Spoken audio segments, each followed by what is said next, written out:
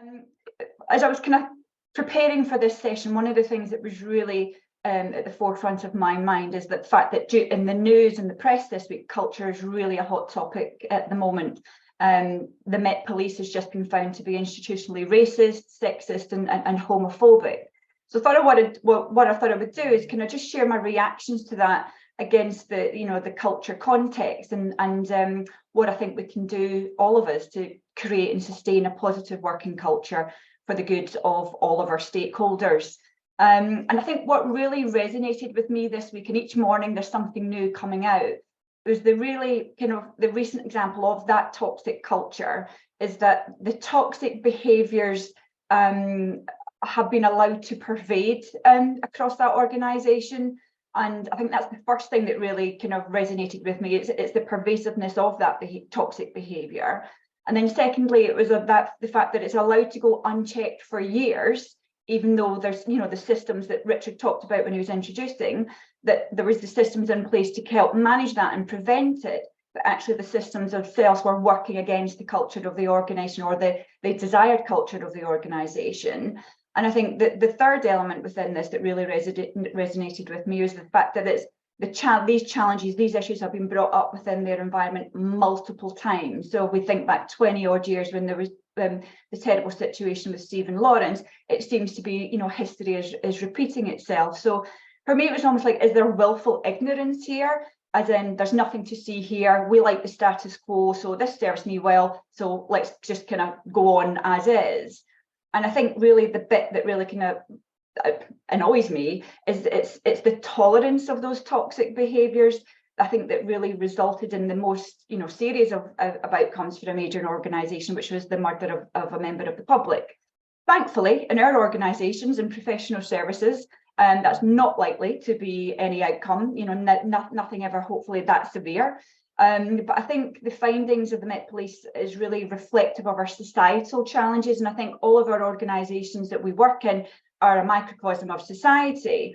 And the likelihood is that being not trying to have an idealistic approach to this, but the likelihood is this exists everywhere in some form or another, to a greater or lesser degree. But I think for me, and particularly my background with a HR hat on, I think it's about what we choose to do about it.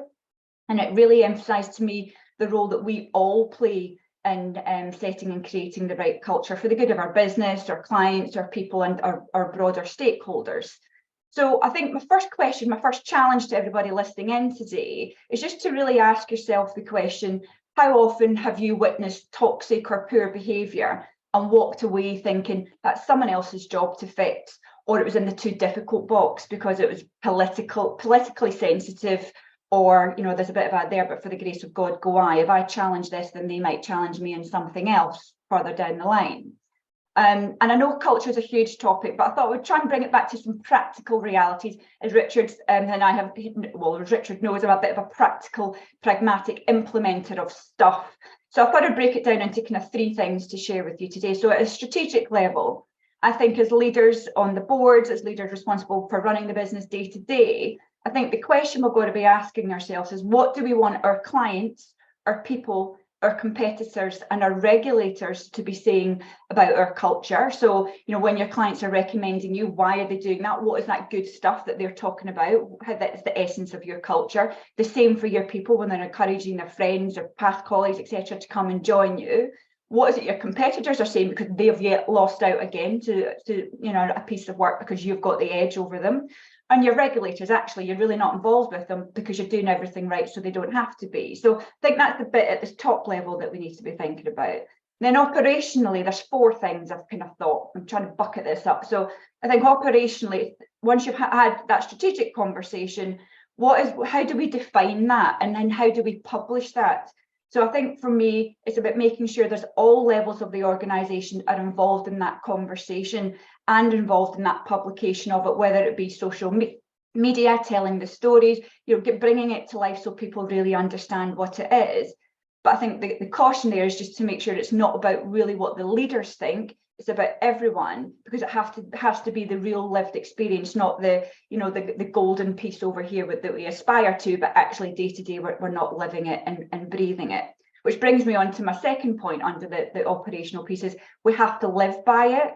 So we really have to think about, how do we hardwire that culture into our people practices? So when we are hiring people and selecting people, what is the criteria that we want them to be measured against?